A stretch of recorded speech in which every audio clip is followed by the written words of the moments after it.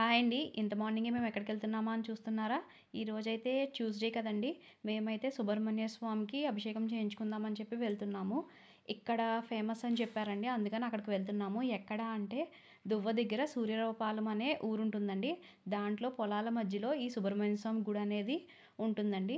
ఇది స్వయంభూగా ఒక చెట్టు దగ్గర సుబ్రహ్మణ్యేశ్వర స్వామి వెలిసారంటండి. అందుకని ఇది పొలాల మధ్యలో ఆ చెట్టుని కూడా మధ్యలో కాండం కూడా అలాగే ఉంటుందండి. దాని చుట్టూరు అయితే గుడి కట్టారు. ఇదైతే మనకి అటు సైడ్ ఇటు సైడ్ మొత్తం అన్ని పొలాలే ఉంటాయండి. పొలాల మధ్యలో మనకి ఇలా టెంపుల్ అనేది ఉంటుంది. అండ్ ఇక్కడ ఇంకొకటి ఏంటి అంటే మన చేతులతో మనమే స్వయంగా స్వామివారికి మనం తెచ్చుకున్న పంచామృతాలతో అభిషేకం అనేది చేసుకోవచ్చండి. ఎక్కడో కానీ అలా ఉండదు. ఇక్కడ అదే కాకుండా ముందు మనం అభిషేకం చేయించుకోవడానికి వచ్చినప్పుడు ముందు మనకి గణపతి పూజ కూడా చేస్తున్నారండి. గణపతి పూజ, దీపారాజన ఇవన్నీ అయిన తర్వాత అప్పుడు అభిషేకం మన చేతులారా మన చేతే చేయిస్తున్నారు. ఇదిగో చూడండి అక్కడ వాళ్ళందరూ చేస్తున్నారు కదండి. ఇది నార్మల్‌గా డైలీ అది దండం పెట్టుకోవడానికి వస్తారు కదండి. వాళ్ళ చేత ఇలా చేస్తున్నారు.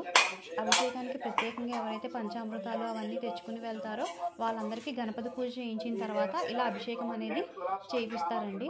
లోపల చెట్టు కూడా చూసారా? ఇదిగోండి ఇదేనండి. ఎంత లావుగా ఉందో చూడండి. కాండం ఎన్నో సంవత్సరాల క్రితం చెట్టు అనమాట. దీని చుట్టూరే మనకి టెంపుల్ అనేది కట్టారు. ఇలా మా అభిషేకం అనేది కంప్లీట్ అయిపోయిందండి. చాలా బాగా జరిగింది. ఇక్కడి నుంచి అయితే మేము టిఫిన్ తినడానికి వెళ్ళిపోయాం.